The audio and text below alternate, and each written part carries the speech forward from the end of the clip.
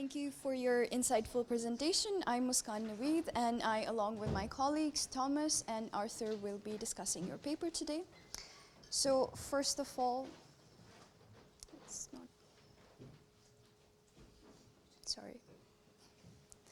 First of all, we're going to start with a very brief summary and then move towards the discussion where we will be questioning the essence of inflation as well as rethinking policies for price stability and modeling.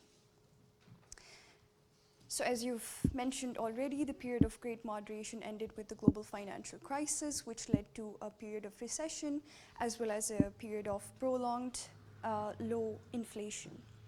So these are the 5 reasons that you put forth for the disappearance of inflation: primarily negative output growths, output gaps, acceleration of globalization, weakening of trade unions, the saving gluts, and the accommodative policies during COVID-19.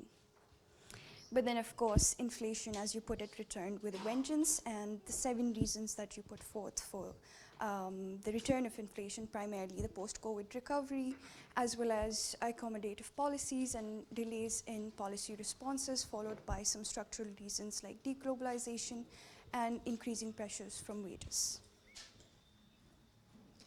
Yeah, you argue that there's it's a difficult assessment to say whether it's a demand or supply shock, but it was mostly supply shock in Europe and mostly demand in the US. And this is important because the central bank should act strongly and more strongly and faster in the case of a demand shock. This is something we'll come back to later and question. And you also argue that there should not be a connection between quantitative easing and interest rates because of it could lead to a policy delay. However, you see these reasons for optimism, that the central bank have shown determination, that there have been inflationary processes, and the inflation expectations have remained stable. We will also come back to all these and question them in the discussion. Yes, and to shortly then reiterate the 4 lessons that were taken from this. Firstly, the central banks must respond swiftly in exceptional circumstances and when there are threats to inflation or deflation. And then the second point is, again, this sort of uncoupling of the quantitative easing mechanism and the interest rate mechanism so that they can make sure that they respond quickly. And the third point, and I'm happy that we already discussed a bit about it because we'll be talking more about it, is this idea of that we need complementary models to the neo-Keynesian DSGE models. And lastly, also, the 4th lesson is that shifting to this average inflation target might make it more difficult for central banks to quickly control this rising inflation. So now moving into the discussion. Okay, to start off, we're going to question our understanding of inflation. And the way we see it, inflation is always and everywhere a conflict phenomena. Why? Because the monetarist view, as opposed to the monetarist view, endogenous money as well as the existence of distributional conflict. So inflation can only be generated when the claims on real income persistently exceed real output.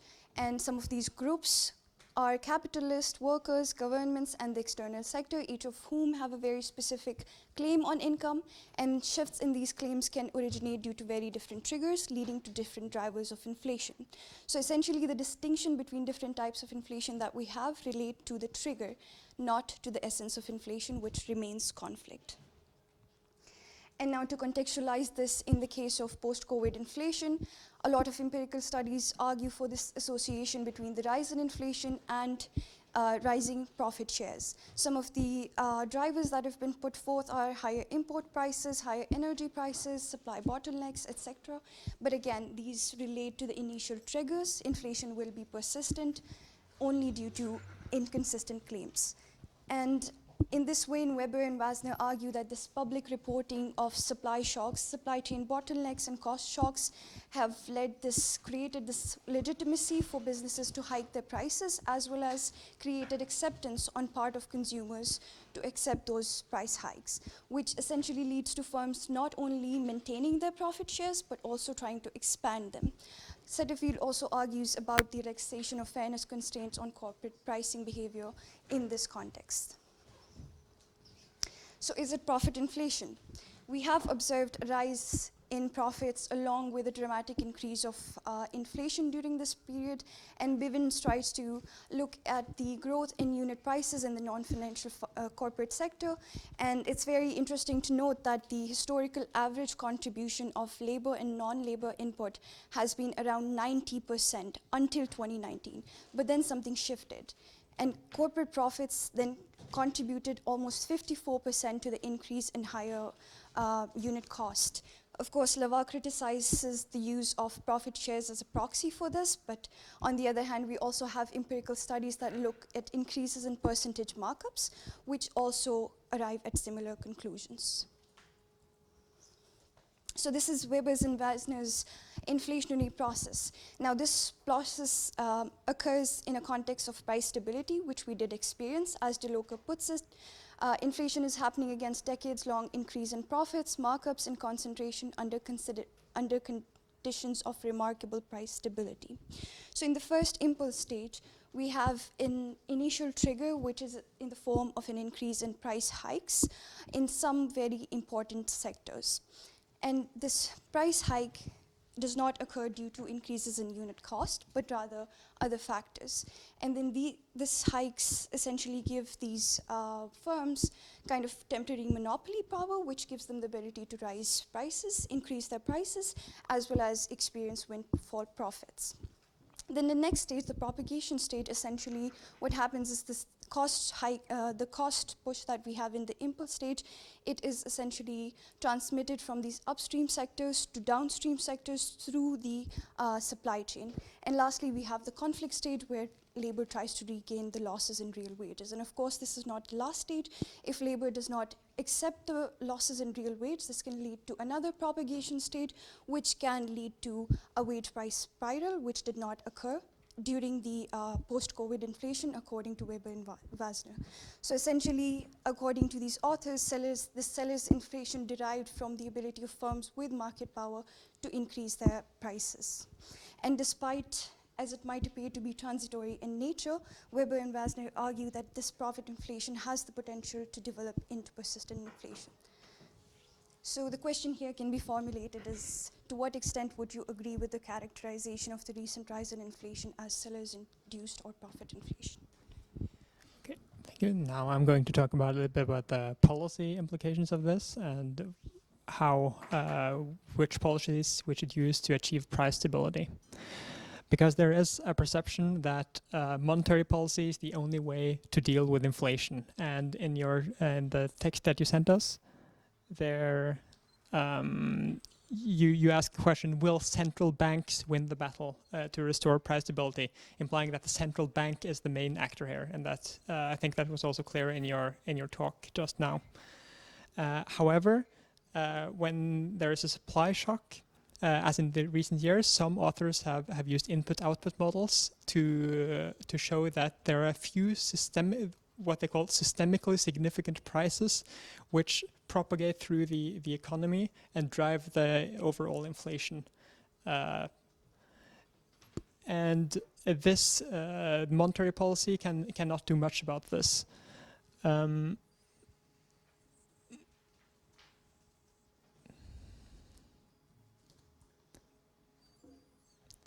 Yeah.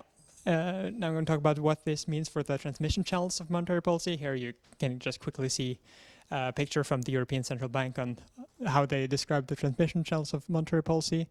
I'm going to try to simplify that and integrate it into this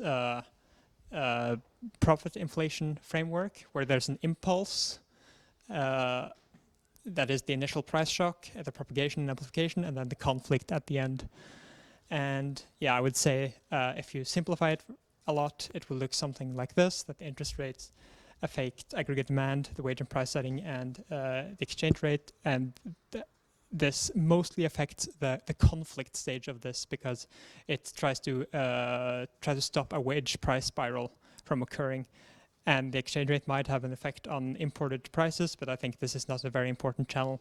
So mainly, monetary policy affects only one of these stages, and in the case of supply shocks, cannot stop the initial price shock, and it cannot stop the propagation and amplification of this price shock. And beyond supply shocks, there are also doubts to how effective monetary policy is. Rochot, for instance, argues that monetary policy is generally ineffective, when the main reason for this is the asymmetric effects of monetary policy, which we all know, of course, that inflation is relatively insensitive to monetary policy easing, as we saw before the last price shock. In addition, some authors have argued that the recent disinflation was not due to monetary policy tightening, as you argued, but rather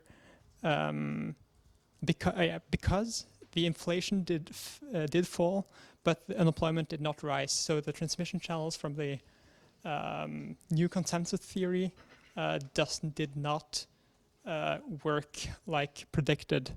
And some have argued that this is because the vacancies increased, but Ferguson and Storm argued that this is not plausible, and it was rather because of the weak bargaining power of workers, which was also one of the reasons that you mentioned, of course, for low inflation. And yeah, this shows that this monetary policy is not necessarily effective at getting inflation down. In addition, monetary policy has had a lot of negative effects on distribution, for instance, and on the green transition, because it increases costs more for renewable energies investments than for fossil fuel investments, for instance, because of the high capital intensity of these investments. So basically, it's often presented as if there are only two options. This is a quote from your text saying that in the case of a supply shock, it might be appropriate to ride out the temporary shock, or to, in the case of demand shock, to act decisively to dampen demand. This is basically the team transitory versus team persistent debate summed up. However, we would argue that you should still use a broader range of policies to fight inflation. So you can fight it, in the case of a supply shock, on all stages. You should have buffer stocks, for instance, of important strategic goods, these significant prices that I talked about, strategic price controls even for these goods, which can be optimal, as Weber and Krebs show, to stop the initial price shock. You can have windfall profit taxes and other types of fiscal policy to stop the propagation and amplification, international coordination of exchange rates, and incomes policies, which might be a bit difficult to implement, but coordinated wage bargaining, for instance, which exists in many countries, like in my own country, in Norway, for instance, which can be a better way to handle the conflict and more effective at achieving price stability than monetary policy. And this does not mean that the central bank doesn't have a role. Of course, it has to provide financial stability. As you argue, the QE was mostly to provide financial stability, as you argue in the other text you provided us. This should act as a dealer of last resort, as Merling argued. And interest rates can still be used as one of many tools, or just be kept low and stable. So my two questions are, is monetary policy able to effectively combat supply shock induced or in cost-pushed inflation, or should price stability be achieved using a wider range of economic policies, such as buffer stocks and strategic price controls? And if inflation persists due to conflict between economic actors, is monetary policy the best way to mediate this conflict, or should fiscal and incomes policies, for instance, coordinated wage bargaining, be more effective, also in anchoring expectations? Yeah, so thank you, Muskan and Thomas. And in this last part of our discussion, I would like to move a bit further into this lesson on the fact that we need new modeling. And as we heard from Mr. Trichet's talk, it's important that we have new models because especially during times of crises, the predictability of these models seems to be not give the wanted results. And but in order to make sure that we have such alternatives, we must first be able to develop them. And in a best case scenario, we should also know how good these other models are in forecasting during times of crises, and we should understand their strengths and weaknesses. And therefore, my discussion is more of a policy suggestion, because to quote the role of, or to paraphrase a quote from Friedman about what the role of economists should be, he argues that we should make sure to come up and maintain policies to implement them in times of crises, because at times of crises is really when real change happens. And one way to do so could be to create a global observatory for economic models. And what you see here on the slide is an overview of the more than 400 models that are used in the Collaboratory for the Study of Earthquake Predictability. And this was a new initiative that started since 2007, and it's been widely credited to improve the modeling of the predictability of earthquakes, something that until 2-3 decades ago was still seen as something inherently unpredictable. So, what would such a global observatory then look like? I think that it would be important to have it based on a community-endorsed framework, so that we can have a more unbiased way to assess these different models. And it could either be organized by an international organization or by a consortium of different central banks. And a way to sort of test these models and see which ones are able to forecast better at certain different moments, we could run different natural experiments. For example, President-elect Donald Trump has announced his 20% tariff on all imported goods, and we could preemptively run the different models and see how they perform during such times. And of course, you could also think of different natural experiments, such as monetary policy shifts or public health emergencies, like the COVID pandemic. So why would right now be a good moment to start such a global observatory? I think that there's a good case for them to start right now, and I think that this is the case because there are already alternative modeling approaches that have shown real improvements in terms of forecastability. We talked already a bit about this in the morning session with Camille Souffron, but there has been a huge improvement in data-driven agent-based models.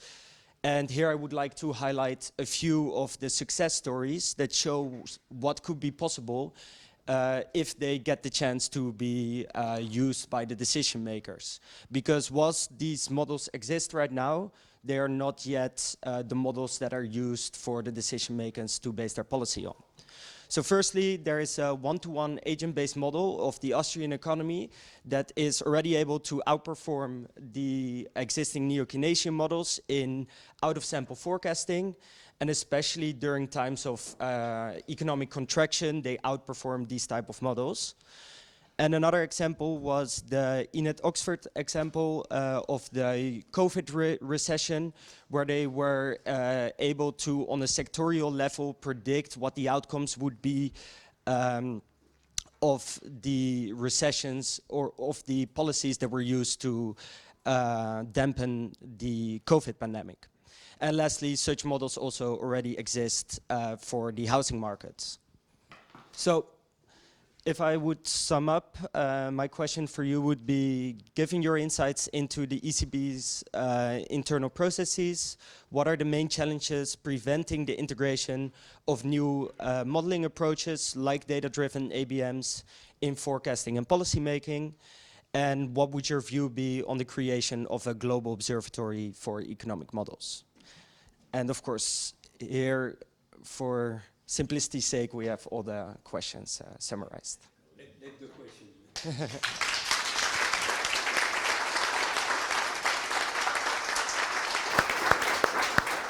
Okay, I'll give you back the floor. You can. Yeah, sure.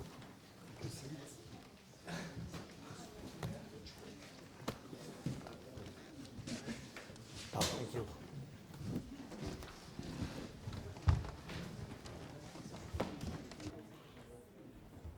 So, you give me the time necessary, and then we go back to question and answers. Yeah. So, first of all, thank you very much for this exposition and question, and I found all very, very interesting and stimulating, I have to say. First question, first of all, of course, inflation and more generally the very complex functioning of our economies is multi-layered, multi-dimensional, and I fully agree on the fact that, of course, if one claims that the central banks are responsible for everything, it is plain wrong, of course. Central bank cannot be the only game in town.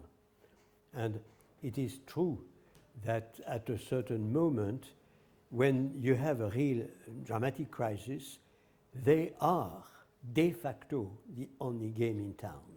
I was myself an actor in the time of Lehman Brothers. It's clear that all decision-making processes, political, are very long and laborious, and the central banks have the privilege to be immediately mobilized real time, and they have to take decisions real time.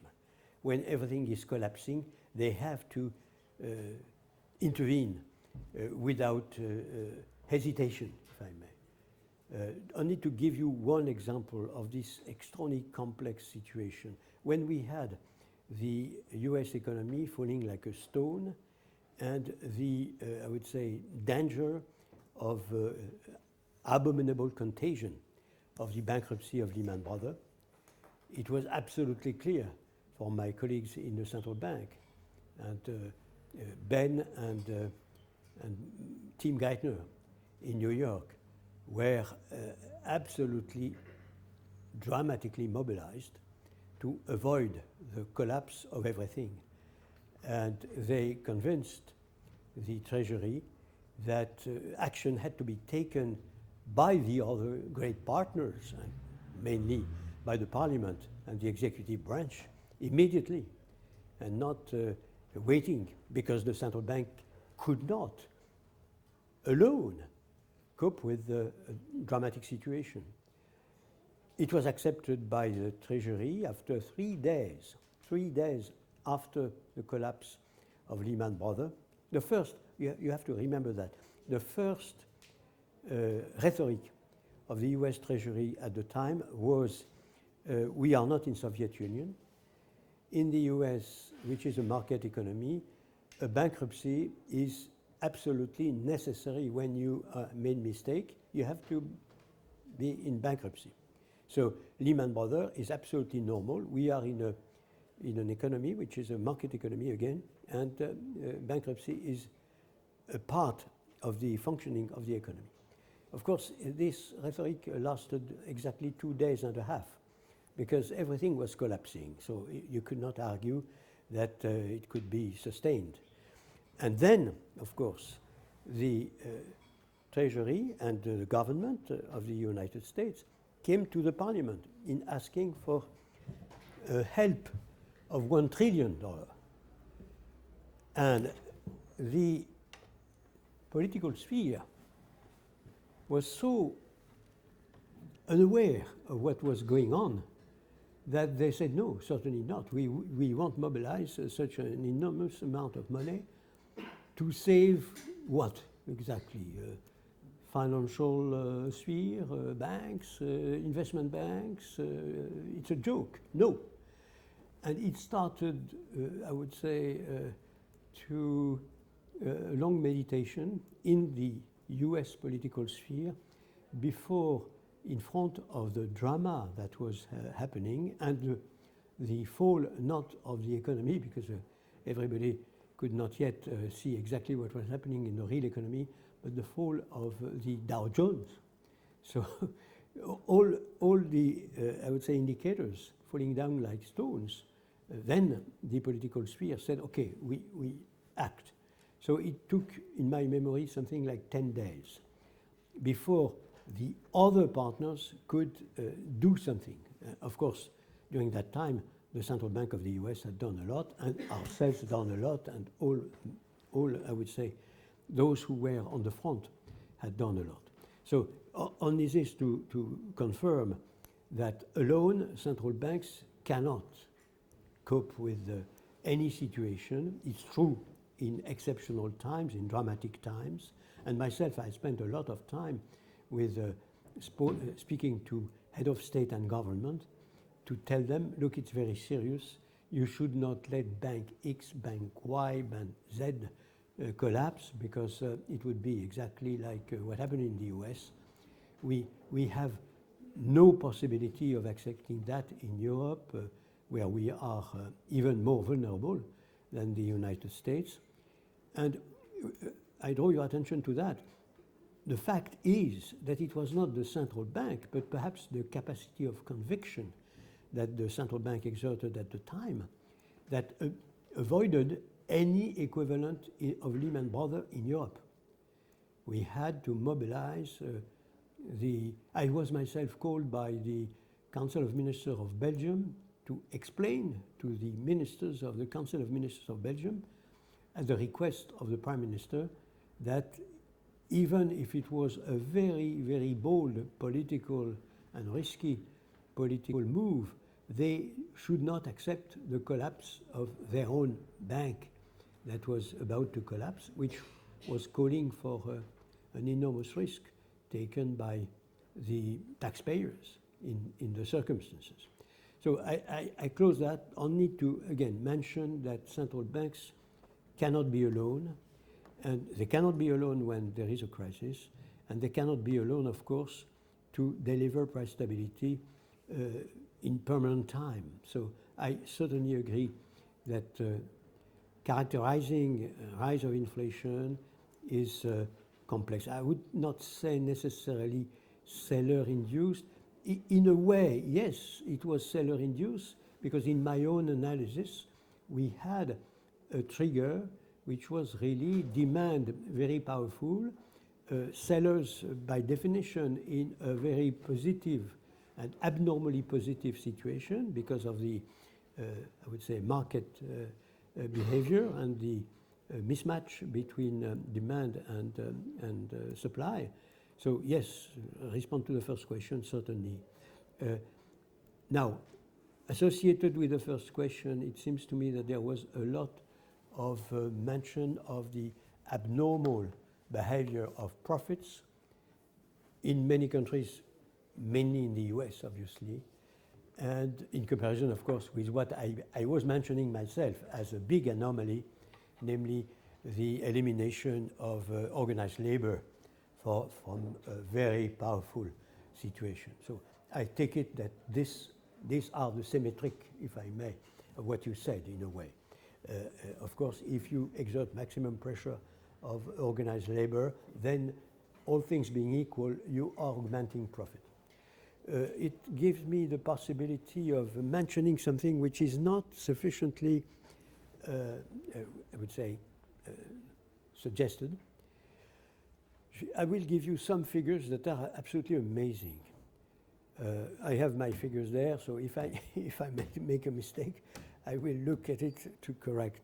But the part of the GDP of the US in the overall global economy is probably, at the moment I'm speaking, of the order of magnitude of 25%.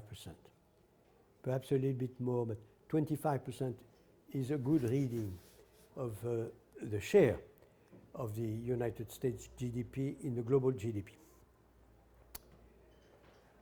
The share of the capitalization of equity in the US at the moment I'm speaking is probably around 66%. 25, 66, which in my opinion characterizes a gigantic bubble. So I'm not pre-announcing that the correction of the bubble will intervene tomorrow or the day after tomorrow, or even in, I would say, predictable time. But this is even more bizarre than what we had with Japan. Japan, if I'm not misled, at the beginning of the 80s,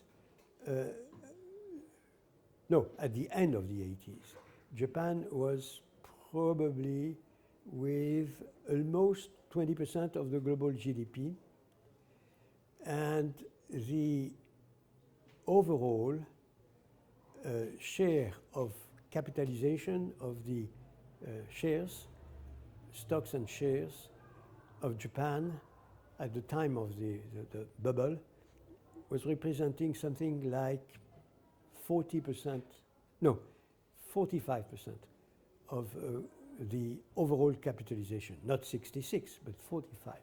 So you see a multiplication by an important factor. But the factor of multiplication that we have now in the US is much bigger. I am not pre-announcing a catastrophe again. I hope very much that the correction will happen progressively, orderly, and not as in Japan, in the occasion of a very dramatic crisis. Japan is not the US is not Japan, but it gives credit to your idea that not only there is an abnormal distribution of profit, if I may, but there is a very abnormal distribution of additional wealth. A very abnormal distribution of additional wealth. And that is a fact. That is a fact.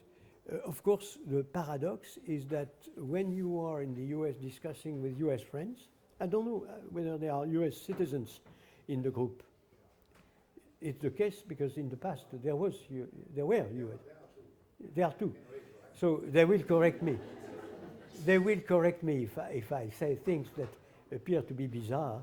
But all my US friends, whether Democrats or Republican, whether having a strong position against Trump or pro-Trump, are all, and that is an enormous difference with Europe, are all US patriots.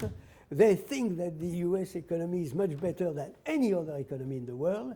They claim that they are inventing everything, which is partially true, of course. And there is some kind of unanimity in the comments on the US situation, again, whether you are pro-government or against government, which is so, I would say, moving, because Europe is exactly the contrary. You can discuss with all Europeans, whatever country they belong to, they will tell you nothing works in their own country and in Europe. I mean, they are entirely negative, and you have the combination of those who are negative because they are, for instance, against their government or against Europe and the European construction, and that makes a lot of people, and those who are pro-Europe and are saying we don't do what we should do, we are in a very poor situation in comparison with the US, and it's our fault and we should do much better and so forth. So even those who are very strong pro-European are very negative in their, I would say, characterizing the European situation. That always is striking. But all that being said, I think that it is not in the US that you will find appropriate, I mean, at least a cluster of economists that would be very, very strongly criticizing the present pre-bubble situation of the US, in my opinion. But again, I expect, of course, a lot of criticism against what I just said. The second question, how would I comment the second question?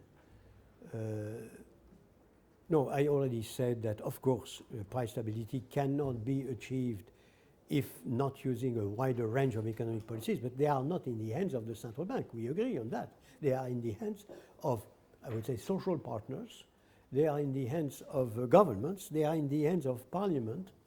And the advantage that we have as central bankers that have a say, at least a strong say in the US, in Europe, and in the rest of the world, because all the inflation targeters in the emerging economies and in the developing economies are giving their central bank the task of delivering price stability. That's the advantage of the inflation targeters. Of course, there is a government, of course, there is a parliament, but they say even if they are defining themselves what is the target, like in the UK, at least they say this is the target and you are responsible for your part to deliver on this target. And of course, that is something which then impact all the economic agents, including the government, of course, the parliament. If everybody has in mind the right and appropriate projections for the future, at least comprehends a 2% inflation, around 2% inflation in the long term, of course, not in the medium term, say, not necessarily at every moment. By the way, this is the reason why I am not myself an inflation targeter, because there is too much of a guided missile in the inflation targeting, the pure inflation targeting. It's more or less, we are guiding the missile. The target is 2% in 18 months, 2 years, and we are doing all what is necessary to hit the target, which is very naive when you have a big supply shock, of course. It's not the way it operates. And I prefer the medium-term definition of price stability and the idea of really being not naive to the extent that we think that we can hit the target mechanically, or with the metaphor, the poor metaphor, the dramatic metaphor of the missile.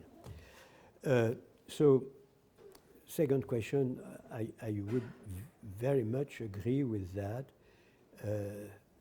And all what was said, if I can have the slides that you projected, I would be very happy with that, because there are references that are useful.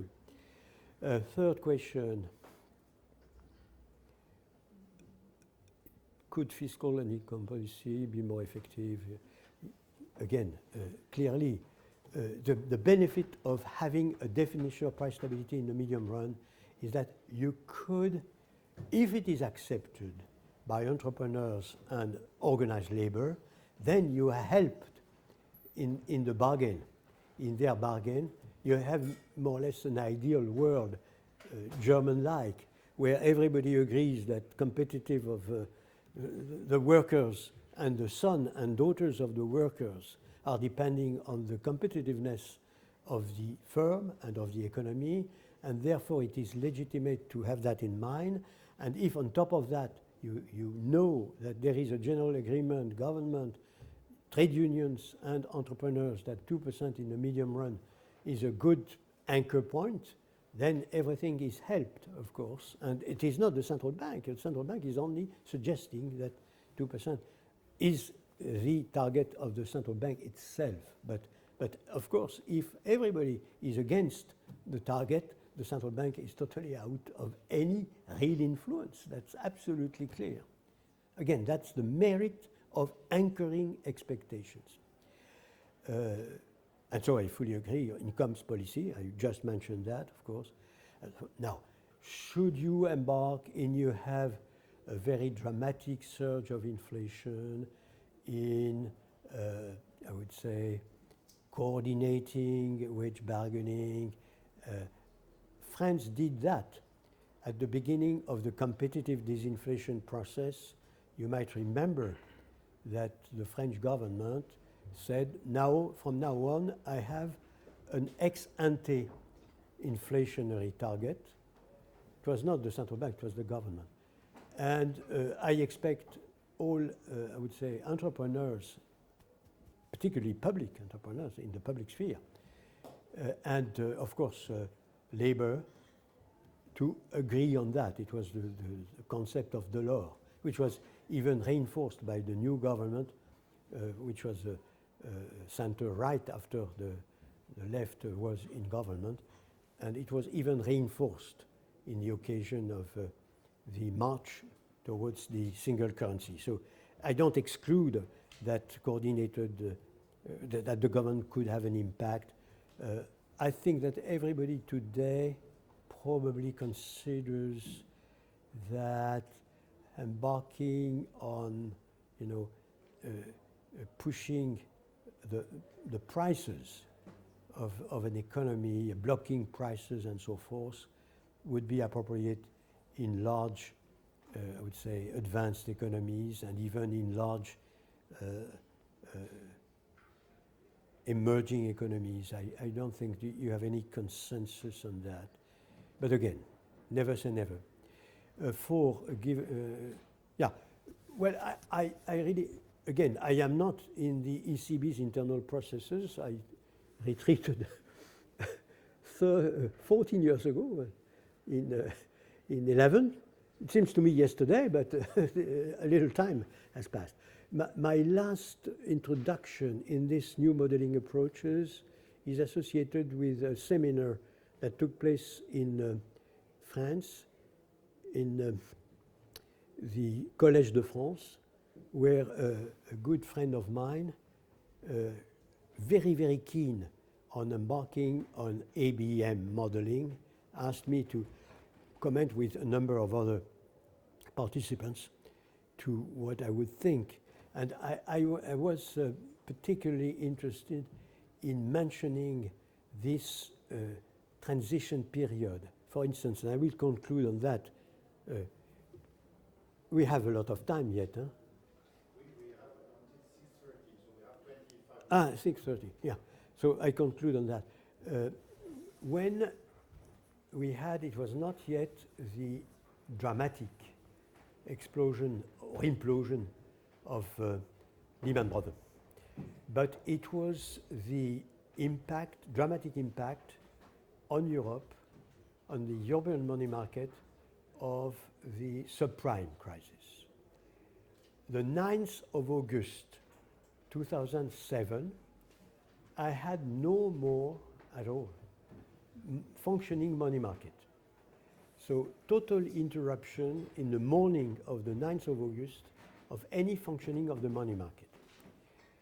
In 3 hours' time, we decided, when I say we, the directorate of the central bank, I was president, I was in Saint-Malo in France on vacation, 9th of August vacation. And my colleagues, most of them were also in vacation. We had only one colleague, member of the, I would say, directorate, who was in Frankfurt. And we decided, so in 2 hours and a half, 3 hours, that we would give liquidity in an exceptional liquidity supply without any limit to all commercial banks in Europe that would call for having liquidity, because the market was totally dry, the interest rates were skyrocketing, and to the extent that we were the only big market open, because New York was still closed because of the time lag, all the, I would say, institutions in the world were trying to get maximum liquidity out of us. And that was the reason why we had no more sellers of liquidity. We had only buyers, and interest rates were skyrocketing. We thought that we would be asked something like 35 billion, 40 billion as maximum. We were asked 95 billion euros. And we gave 95 billion euros. We were committed. It was an enormous, enormous event that we could decide in 3 hours, 2 hours and a half, From to give Saint-Malo. 95. From Saint-Malo, right? From Saint-Malo, yeah. Yeah. Well, it was the first big, I would say, intrusion of the crisis before Lehman Brothers. But what was for me extremely striking was that the difference between the interest rates incorporating the risk of the commercial banks and the interest rate not incorporating the risk in the central bank, the swap interest rates, the difference was quasi-zero before. So there was no perception of, before Lehman, of any counterparty risk when you were engaging in a transaction in our money market. And overnight, this premium, this risk premium, augmented up to, in my memory, something like 50 basis points, even more, and then oscillated. And I was thinking that it looks like a phase transition. We were at zero, and then overnight, back. And then afterwards, it was stabilizing at a new, I would say, market level, price level, but it had happened overnight, exactly like it happens overnight, if I may utilize the metaphor, in physics. And that was for me the trigger of the absolute necessity to better understand this kind of phenomenon. Because it was not up and then down, it was up and then stabilizing at this higher level. So again, I gave that example and many others in the Collège de France to give a lot of, I would say, arguments in favor of getting out of modeling that would not at all reflect such phenomenon, not at all. And so I was impressed by what was said in the of the Austrian, if I understand, ABM model, which looks much better than others. Again, I think that what is very important in Europe is to have a model which functions at the level of Europe as a whole, and would be much better. And of course, I understand that you are saying, no, we don't want to criticize the dynamic stochastic model as if they were plain wrong. We want to utilize a series of approaches and try to be as robust as possible. It's exactly my own position. So you would support an observatory for economic models? Like for the earthquakes? It seems to me that you have a central bank or a European system of central bank, and it's their job mainly. So I would put the center but support that and the monitoring, but I as a central banker would certainly would support that. Yes, and maybe it's already examined by my colleagues. So I will tell Christine. A very good idea was mentioned. Okay, Christine Euler. You should look at that. Okay, thank you very much. Other questions? Okay, there. Okay. So you have to speak loud.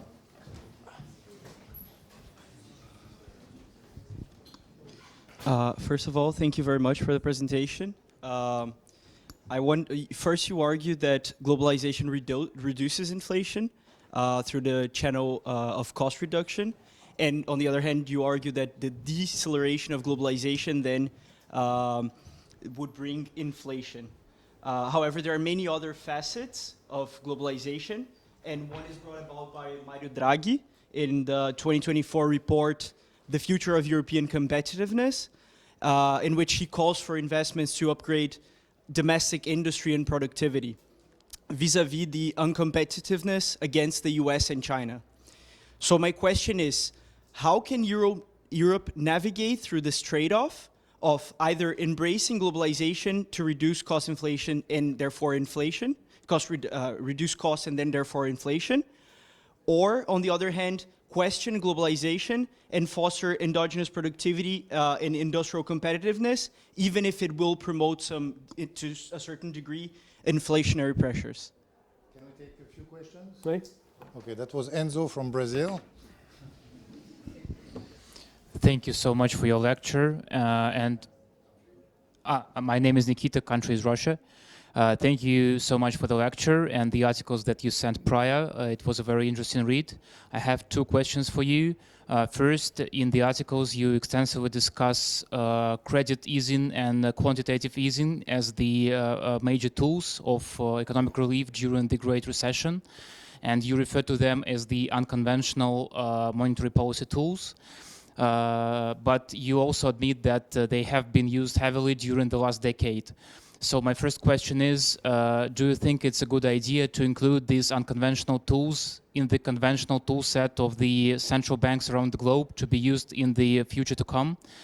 And secondly, it is sometimes argued that such unconventional policy tools blur the line between monetary policy and fiscal policy. And the ECB has authority only for monetary policy, and with the use of quantitative easing, it becomes overpowered and disturbs the power balance within the EU institutions. And there was an instance when in 2013 the finance crisis happened in Cyprus, and the ECB pressured the Cyprus government to comply with it using financial assistance as a leverage. So my question is, do you think that the extensive usage of such tool has a potential to cause political disturbance and to cause central banks to become overpowered? Okay. We will gender balance a little bit, so. But then I come back to you for the second round.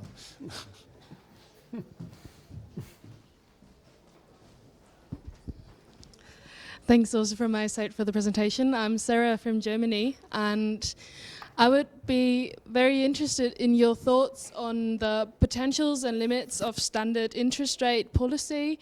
Thomas has, I think, briefly mentioned it in the discussion as well, that there are some sectors that are more exposed to the transmission mechanisms of standard monetary policy tools. That can, for instance, be renewable energy, because it's a very capital-intensive sector. Same holds for the construction sector, for instance. And I was wondering whether you would say this is a sort of collateral damage that one needs to accept because it's the best available tool that exists, or where perhaps there is a case for more targeted monetary policy tools, like, for instance, discussions around green targeted long-term financing reoperations and stuff like that. Okay, we take a fourth one, and then we will do a second short round. Okay. Hello, and thanks for the presentation. I'm Aurélien from France, and at the beginning of your lecture, you started by saying that inflation was necessarily a bad outcome, especially for the poorer classes, and I wanted to ask if it is really the case, and if and the role of the institutional settings into actually justifying this idea, because if we look at the for this accumulation regime, it was characterized by an institutional hierarchy where the wage-labor nexus was at the top of the hierarchy, and in this setting you had the indexation of wages and inflation, and this meant that actually when you had inflation you had increases in wages, and so it would decrease inequalities actually, because the rentier class wouldn't have an increase in their income. And so my question is basically, can we be sure that actually inflation is a bad thing? And maybe also in that case, is fighting inflation a way, or as a byproduct of fighting inflation would be actually to redistribute income to the most favored classes, basically? Okay. I can give you 5 minutes so that we can take a... Yeah, I understand. So I have to precipitate my response. But each question is a very important one, and I could elaborate on each of them. On globalization, it's absolutely clear that my own understanding is that we had a period which was the peak of globalization and playing exactly the role that you said, going in the direction of lower costs, lower prices, and of course with all the good consequences from the central bank. Until, of course, we were very close to deflation. Thank you. Until we were very close to deflation. So that was a good reason to think that it should not be extended too much. But now we are living in a different world, in my opinion. And you have this idea that you have to embark on some kind of friend-shoring or ally-shoring and hedge against, as I said, the very large global value chain. So my own characterization of the situation is we had experienced a period of very active increase of the globalized phenomenon, globalization, and now we are in a different universe, which I characterize as a potential more inflationary. I don't say inflationary environment, but less disinflationary certainly than it was in the past. And of course, that has nothing to do, in my opinion, with the necessity for each particular economy, country, continent to try to be as productive as possible, because labor productivity and total factor productivity are the only key to improve your own standard of living, and also by way of consequence to be more, I would say, effective in the global competition or internal competition, and therefore also to provide, with appropriate times and lag, of course, to full employment. A second question was on QE, came from Russia. I think, again, we could see that the central banks could embark on QE massively. One mistake would be to trust that it was a way for them to be complacent vis-à-vis government, to help government, and that it was a trap, and that they could not get out of the trap if needed be. We could experience that no, as a matter of fact, neither the ECB nor the Federal Reserve nor any central bank was trapped with the incapacity to cope with the surge of inflation and trapped by the complacency vis-à-vis government. They embarked on the increase of rates, on stopping the QE in net terms, even reversing the QE in net terms. So I trust that to be as, I would say, wise as possible in judging the past, it was an experience, never attempted. Clearly, it exists. This instrument exists. Whether it would be utilized in the future in normal time, perhaps, because then you touch not only the short-term rates, as does normally a central bank, but you're touching the full yield curve, of course, with the 5 years, 10 years being impacted by what you do. So I don't exclude that the use of some kind of intervention of markets. By the way, only to declare my interest, if I may, I did not practice QE.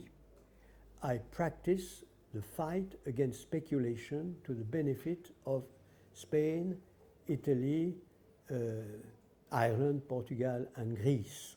So my own interventions on the market in my time in 2010, 2011 was to cope with a speculation and maintain appropriate transmission of our monetary policy decisions to the full body of the euro area. But again, I don't think that the central banks have been mixing with fiscal policies and with the budget too much. Of course, one can again, I have no stakes myself in QE as a president of central bank, but my judgment is that they were right to avoid deflation, materialization of the deflationary risk. So I don't dispute the fact that there were good reasons for all central banks to embark on that. I don't think that they have compromised dramatically with the governments. And I know that part of the academic world thinks that, which is, in my opinion, an exaggeration. For the German lady, I hesitate to say, I understand you called for more targeted interventions of the central bank. Is that what you called for? No, I think I wouldn't call for that. I was just wondering, because there are those discussions about targeted long-term refinancing operations and stuff, and ways to tilt the monetary policy operations of the central bank, for instance, towards more sustainable uses. And I was wondering what your thoughts on that are, whether that is Yeah. sensible direction or not. As you know, many central banks in the world, maybe almost 100, are associated, and the central bank is associated, to this idea that we central bankers should be also good citizens, quote unquote, when the planet has to be saved, helped against the global warming or the dramatic events that we know. I don't dispute that. I think that being a good citizen is good. And I have a way to explain that for the European Central Bank, it's not absurd, because provided you deliver price stability, the Central Bank of Europe has to support the policies of the European Union. And amongst the policies of the European Union, you have, of course, the green transition policy. So I have no problem with that. Where I have problem is that when you are really mixing the monetary policy and helping investment in the green transition and so forth. I think that we should avoid that personally. That the portfolio of the national banks and of the euro system and of the portfolio of the central bank itself could be optimized, as should be the portfolio of good citizens. I say yes. That for the collateral which is accepted by the central bank in terms of liquidity providing, you could also have a certain good preference for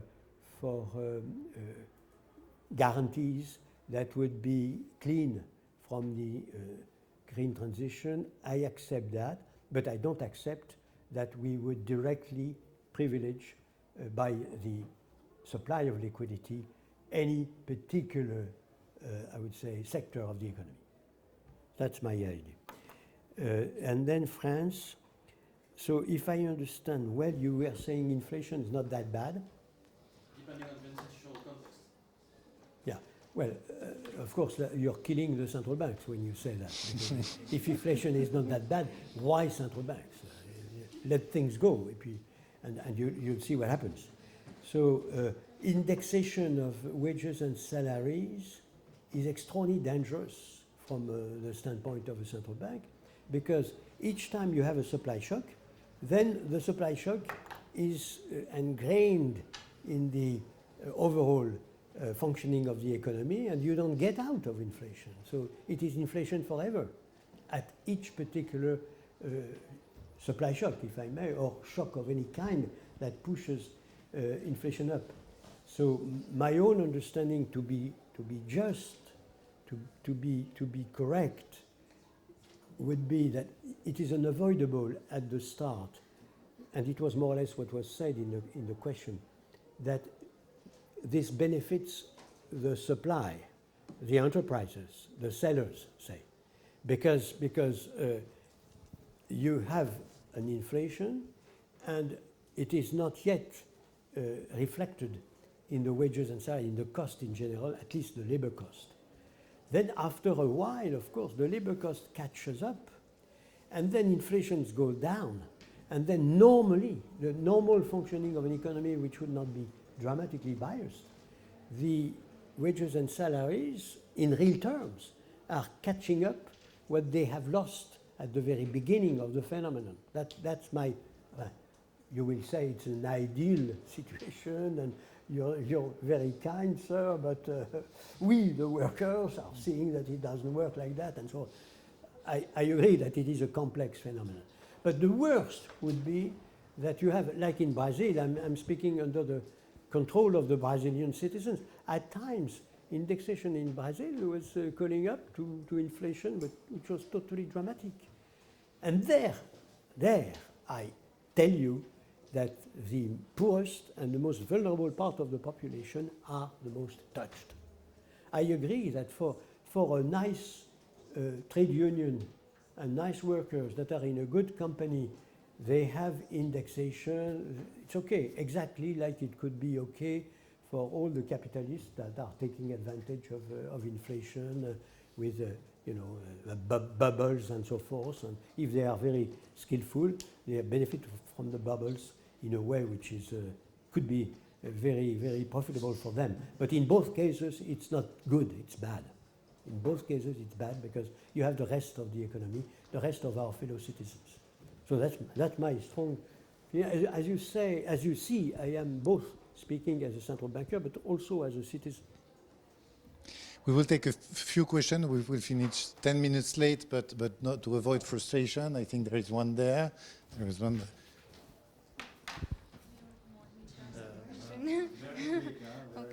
Okay, very quick.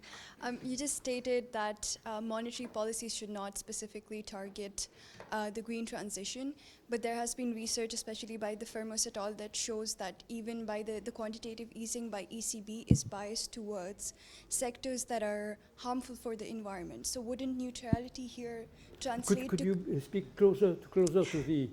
No, Yeah. I have a difficulty to catch up. Would be more harmful, For- harmful for the for- environment yeah. because it would benefit more the fossil fuel industry Yes, yeah. than the green industry. So wouldn't neutrality here means that central banks have some complicity in the environmental degradation? No, first... So we take the two, three Yeah, I'm questions sorry, and sorry. then Okay, otherwise okay. Okay. Okay, here. Talal from Egypt. No, just you speak. Use my voice? Oh, okay. Talal from Egypt. My question would be, like, right now, you've mentioned that factors of production are probably one of the main causes of inflation.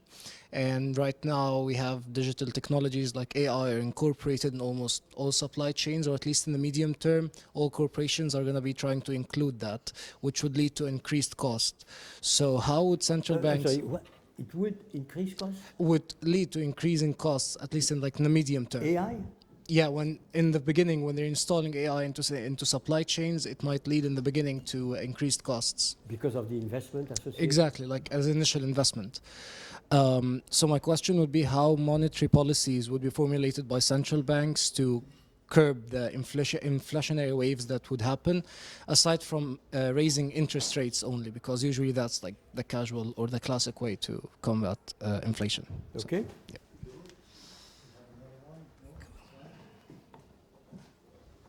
Okay. So it was the last. Okay. Yeah, Two fine. questions? Yeah, two questions. Yeah, we are already over and above the time limit, which is fantastic. So I give you 5 minutes. You're very generous. I am generous. So, green transition.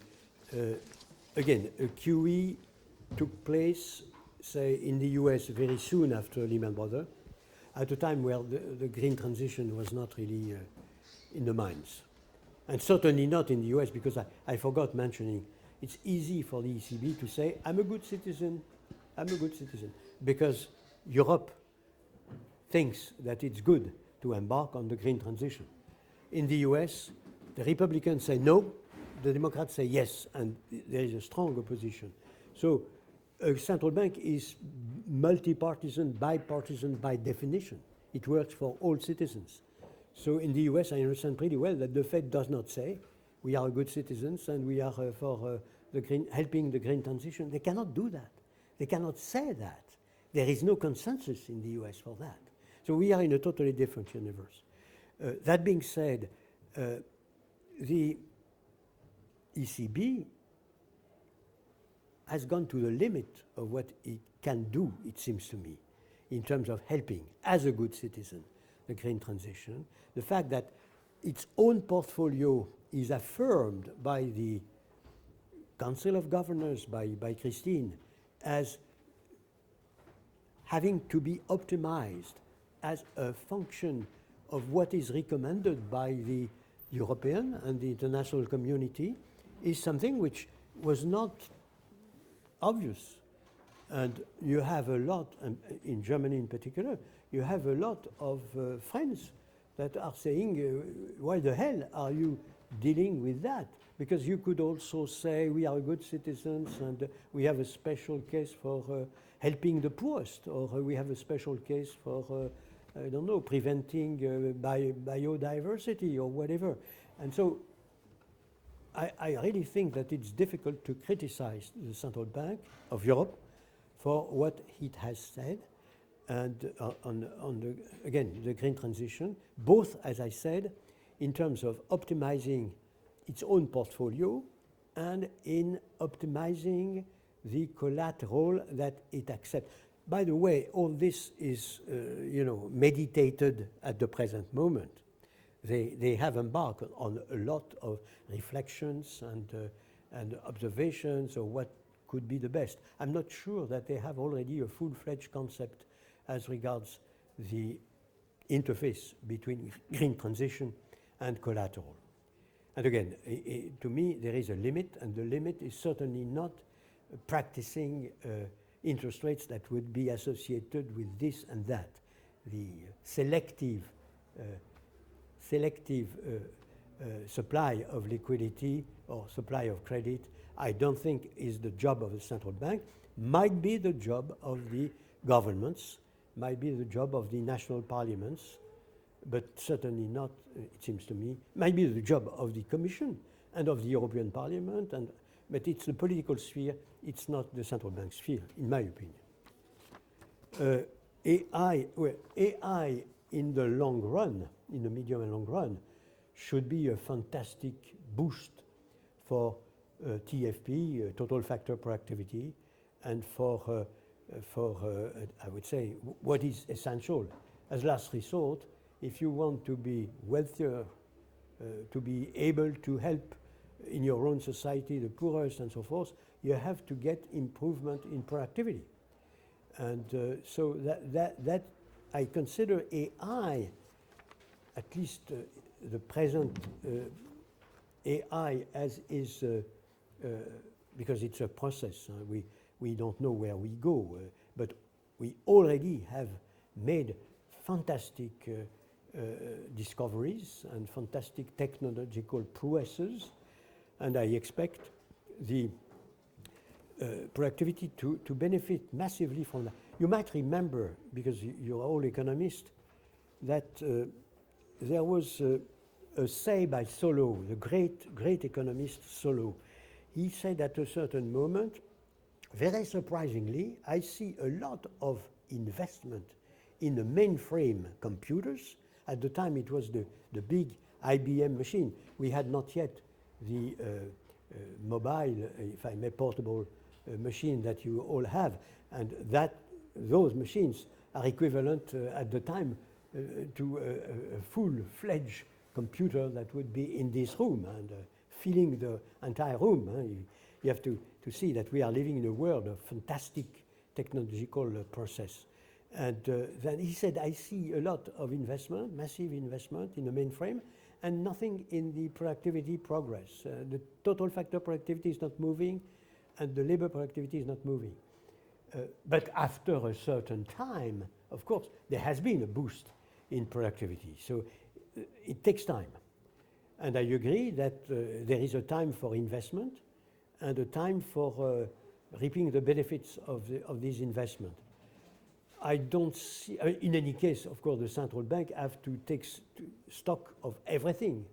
So I mentioned myself 3 reasons why structural inflation could be potentially higher. You could add that, but it would be the same phenomenon as the green transition. You have an episode of investment and then an episode of reaping the benefits of the investment. But I don't think that AI by itself should be considered a factor of inflation.